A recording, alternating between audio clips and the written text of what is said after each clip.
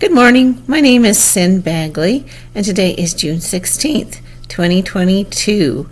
And I hope you're having a great strawberry moon week. So, I am doing my daily I Ching practice with Paul O'Brien's Visionary I Ching. So the first thing I do is 3 deep breaths.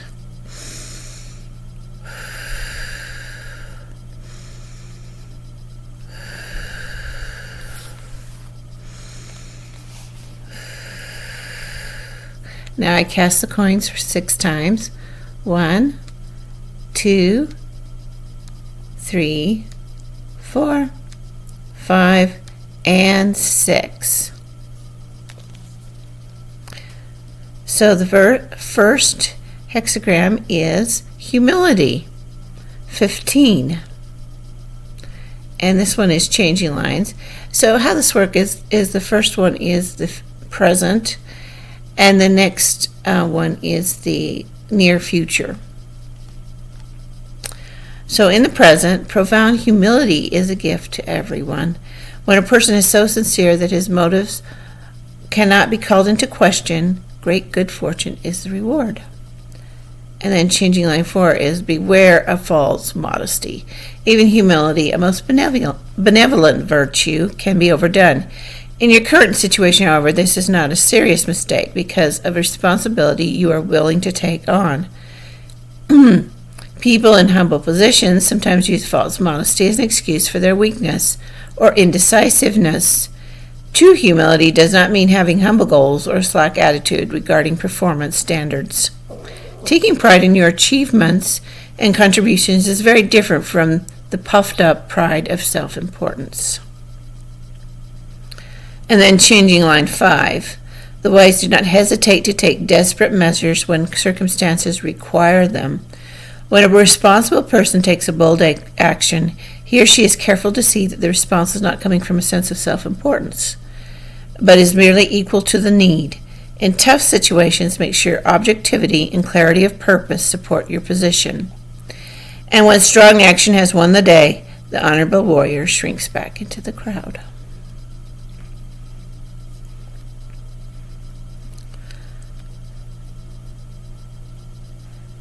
Okay, so the next hexagram goes into 28, which is excessive pressure. Something is about to collapse. A great pressure is causing an imbalance that needs correction. If the dam is about to burst, moving out of the way is your first priority. Likewise, if you're in an old mine shaft and feel the earth begin to tremble, it is time for quick, instinctive action and nimble footwork. Only extraordinary measures can produce a successful outcome. When the roof is collapsing, run first and choose your destination later. Extraordinary times brings out the best and worst in people. Natural disasters produce stories of heroism, but also of looting and rioting. When a great weight is upon your world, powerful moments present opportunities to make great gains. Because everyone is in the state of flux, one can either move in the direction of positive change and improvement or towards stagnation. To achieve the former, one must go gently to the heart of the issue, to the cause. Then a smooth transition is assured. Sorry that I had to clear my throat.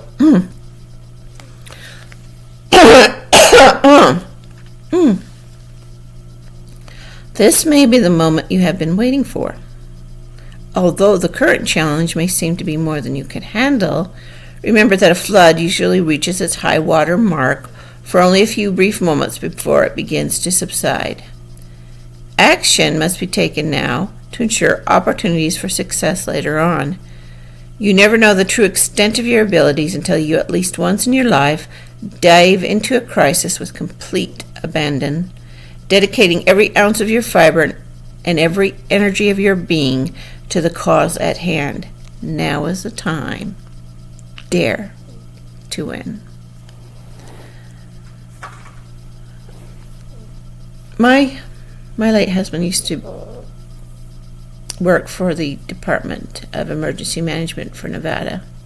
And every year we would get floods. Now, you would think that in the desert that we wouldn't have floods, but here's the problem. In the desert, because the ground has lost most of its topsoil, it doesn't absorb. It only absorbs a certain amount, and then all the water just rushes over to the top.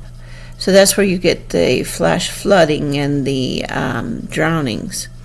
And I have known of people who've been caught in floods in Las Vegas. This was about 20 years ago, where they would think, oh, well, it's just a little water, and they would drive into it, and the car would start to move with the current. I mean, I was here in, I think it was 96, and there were pictures of a fire truck. I mean, the big fire truck that had gone to, I think it was Charleston, which was, I'm not sure, it was one of the bigger streets.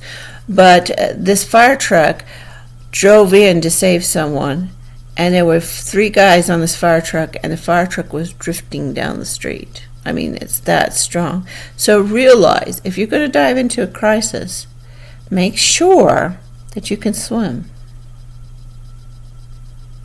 If not, avoid it. And that's for natural disasters as well. There's a reason that there's only a small amount of people who run towards a crisis. Most everyone, they either freeze. We know about the fight or flight response. We forgot that there's a freeze response. Most people freeze because they just don't know what to do. So if you plan to be able to handle those crises, you need to train for them. You need to know when to run, or when to run to it, or when to run away. Now, if you're in a wash, and once again, I was raised in the desert, so if you're in a wash and you hear the rumblings of water, now most of the washes in our area are dry, but just at certain times of the year, when there's rain on the mountains, water will come rushing through those washes, and anything in its way gets rushed away. And we have people here who will actually live in those man-made concrete that we built for flash floods. And sometimes they drown, because they built their houses where there was going to be a problem. So when you decide to do something, just take a minute, and decide, is this going to be a future problem for me? Is this going to be a future problem for my family? Is this going to be a future problem to those people I love, or to myself, And if it is, do something else. So, if it is your job, or if it is your calling to rush to disaster to help others, know that it's a great calling, it's a good calling, but if you don't get the training, then you're just being stupid. Never, ever be stupid. Always be ready. And so that's my little bit for the morning.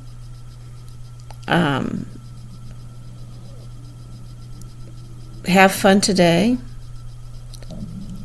It's a Thursday. We used to say, so happy it's Thursday.